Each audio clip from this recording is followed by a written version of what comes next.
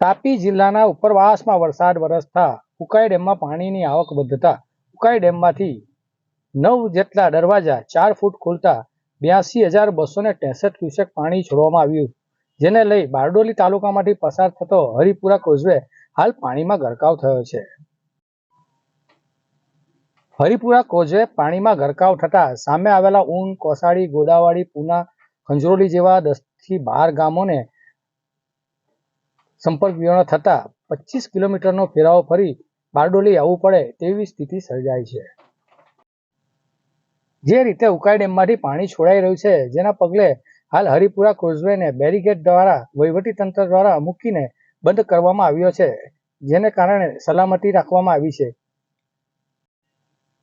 ઉકાઈ ડેમમાંથી જે રીતે પાણી છોડાઈ રહ્યું છે, જેના પગલે સિઝનમાં પ્રથમ વખત હરિપુરા કોઝવે ઓવરફ્લો થયો છે.